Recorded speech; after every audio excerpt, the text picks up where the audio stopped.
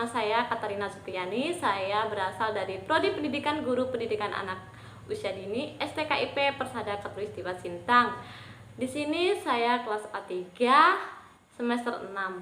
Nah, pada hari ini saya akan mempresentasikan hasil kerja saya, yaitu tugas UAS mata kuliah PAUD Lintas Budaya, yang mana sebagai dosen pengampu adalah Bapak Sudarto SPD. Di sini pada mata kuliah ini saya mengambil judul makalah saya, yaitu implementasi kurikulum pendidikan berbasis budaya dalam pengembangan karakter anak usia dini. Nah, langsung kita mulai saja. Di sini kita ketahui bersama, yaitu apa sih itu PAUD? Apakah sudah ada yang mengerti? Nah, di sini PAUD adalah singkatan dari pendidikan anak usia dini. Jika kita dengar tadi adalah PAUD Lintas Budaya. Nah, PAUD itu adalah singkatan dari pendidikan anak usia dini, yang mana kita ketahui dalam PAUD itu ada beberapa jenis layanan di dalamnya, yang mana ada kelompok bermain atau playgroup, lalu TK, taman kanak-kanak, yang mana ada usia kelompok A 4-5 tahun dan kelompok B usia 5-6 tahun. Nah, di sini juga kita ketahui ada TPA atau tempat penitipan anak, lalu ada SPS atau kita kenal dengan satuan PAUD sejenis. Lalu kita dengar tadi adalah PAUD Lintas Budaya. Nah, lintas berarti budaya. Nah, PAUD Lintas Budaya itu adalah pendidikan anak usia dini yang mengenalkan anak pada budaya yang ada di sekelilingnya. Nah, di sini kita ketahui terlebih dahulu apa sih pengertian dari anak usia dini. Nah, dalam Kamus Besar Bahasa Indonesia menyebutkan bahwa anak usia dini merupakan individu ataupun penduduk yang berusia 0-6 tahun, yang mana pada usia 0-6 tahun ini adalah masa golden age atau masa emas anak, yang mana masa pertumbuhan yang sangat bagus dicapai untuk anak. Lalu dalam Undang-Undang Sistem Pendidikan Nomor 20 Tahun 2003 pada ayat yang pertama menyebutkan bahwa yang termasuk dalam anak usia dini adalah anak yang masuk dalam rentan usia 0-6 tahun. Walaupun sering kita dengar anak usia dini itu adalah 0-8 tahun. Nah, itu masih termasuk dalam anak usia dini. Lalu kita lanjutkan kembali pendidikan anak usia dini. Nah, pendidikan sekarang. Menurut Permendikbud nomor 1 tahun 2014 pasal 1 tentang kurikulum 2014. Nah, mengemukakan bahwa pendidikan anak usia dini merupakan jenjang pendidikan yang dilakukan sebelum pendidikan dasar ataupun jenjang pendidikan SD. Nah, jenjang pendidikan yang dilakukan sebelum pendidikan dasar ini dengan upaya yang mana ditujukan supaya anak sejak lahir hingga umur 6 tahun itu siap memasuki jenjang pendidikan berikutnya, yaitu setelah pendidikan anak usia dini dalam tahap TK, lalu naik ke SD, lalu seterusnya ya. Terus pendidikan.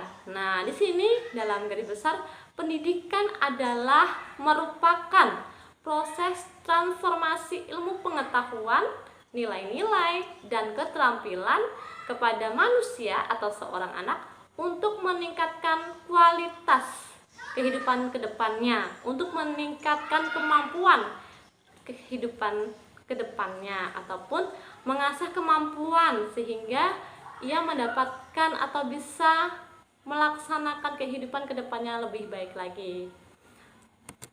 Nah, lalu di sini kita mengerti juga tentang kurikulum. Nah, apa sih pengertian dari kurikulum itu?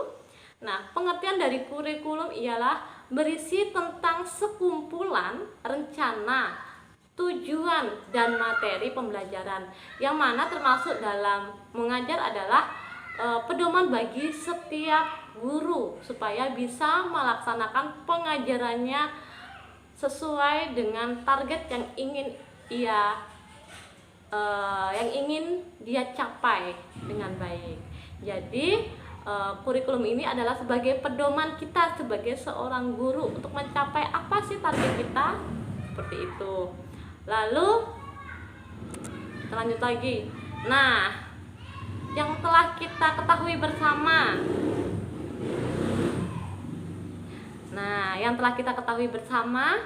Kita pernah menggunakan, atau pada saat ini kita masih ada yang menggunakan kurikulum 2013.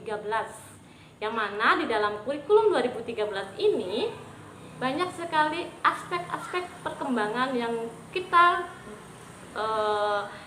ingin gali, kita ingin tingkatkan pada anak usia dini yang akan kita didik, yaitu apa saja? Yang pertama adalah aspek agama dan moral. Nah, di sini kita meningkatkan kematangan ataupun kebaikan pada anak tersebut, yang mana bagaimana dia mensyukuri atas dirinya, atas ciptaan Tuhan, bagaimana dia hidup dengan lingkungannya, dan juga bagaimana cara dia melaksanakan ibadah ataupun juga melaksanakan kehidupannya dengan baik. Lalu yang kedua adalah kognitif. Kognitif ini adalah kematangan proses berpikir, atau dengan kata lain kematangan bagaimana dia mengetahui bagaimana cara menyelesaikan sesuatu. Nah, pengetahuan yang dia dapat gitu. Lalu yang ketiga adalah motorik. Apa sih aspek perkembangan dalam motorik ini? Bisa juga dengan motorik halus, bagaimana dia memanfaatkan tangannya atau jarinya, terus motorik kasarnya, bagaimana dia bisa melompat, ketahanan kakinya. Nah, seperti itu. Lalu bahasa. Bahasa ini adalah kita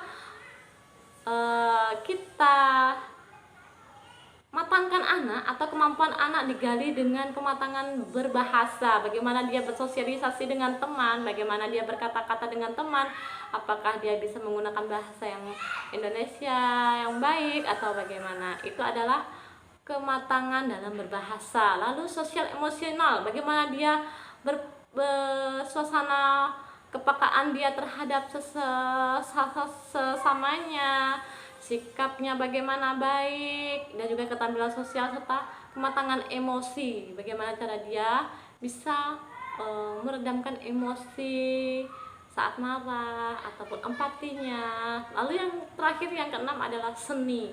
Nah, seni ini adalah tentang ekspresi dan apresiasi tentang dirinya, bagaimana dia mengekspresikan tentang dirinya ataupun apa yang ada di dalam dirinya. Nah, lalu budaya. Kita tadi kenal dengan budaya. Apa sih budaya itu? Nah, selanjutnya adalah pengertian dari budaya. Tadi kan paut lintas budaya. Sekarang kita ketahui tentang budaya. Budaya, kebudayaan. Kebudayaan ini berasal dari bahasa Sanskerta, yang mana ialah budaya. Budaya ini ialah bentuk jamak dari budi, atau yang berarti budi atau akal. Nah, kebudayaan ini diartikan sebagai hal-hal yang bersangkutan dengan budi dan akal. Nah, di sekolah kita sebagai dewan guru ataupun pendidik mewariskan. Nah, sekolah sebagai suatu pewaris budaya yang ada, yaitu sebagai berfungsi sebagai transformasi, menginformasikan nilai-nilai budaya melalui pendidikan yang ada ataupun yang kita bisa berikan kepada anak kita, sehingga anak-anak kita mengetahui budaya, bagaimana ya budaya sopan santunnya, ucapan terima kasihnya, ataupun budaya saling menghormati, berpakaian, ataupun tutur kata, bagaimana cara melewati orang lebih tua, dan yang lainnya. Lalu di sini apa alasan pendidik harus bersatu padu dengan budaya lokal supaya terjadi proses internalisasi di dalam diri peserta didik. Nah, terjadinya proses internalisasi. Apa sih proses ini ya? Proses ini internalisasi adalah proses mendarah daging. Nah, proses mendarah daging dalam diri peserta didik terhadap budaya lokal melalui berbagai hal sebagai berikut. Nah, contohnya itu adalah bagaimana seandainya dalam kita hidup dalam lingkungan yang berbudaya beda. Nah, otomatis tidak menutup kemungkinan jika kita tidak bisa membedakan mana yang baik dan mana yang buruk, kita akan ikut. Apalagi anak usia dini itu kan anak yang bisa merekam tanpa merekam secara langsung. Nah, kalau kita mengenalkan budaya itu kepada anak usia dini dan mereka mengamati secara langsung dengan seluruh indahnya, otomatis mereka akan cepat mengenal dan juga cepat masuk dalam dirinya karena mereka melihat langsung. Nah, yang kedua adalah memahami seluruh aspeknya. Yang ketiga, memiliki rasa memiliki. Nah, memiliki apa? Kita memiliki kebudayaan, merasa memiliki budaya yang baik, kita harus menjaganya, kita harus menanamkan itu dalam diri kita sebagai anak peserta didik. Bagaimana lalu mencintai kebudayaannya, jangan sampai kita tidak mencintai budaya sendiri sehingga budaya kita itu luntur dikalahkan oleh budaya-budaya asing. Contohnya saja cara berpakaian seperti itu yang sangat mudah kita kenal. Lalu bersedia melakukan sesuatu, melatih anak untuk bersedia melakukan sesuatu sesuai dengan apa yang dia bisa. Contohnya adalah bisa berpakaian dengan apa yang dimiliki oleh budayanya. Lalu pendidikan karakter. Nah, pengertian karakter berasal dari bahasa Yunani.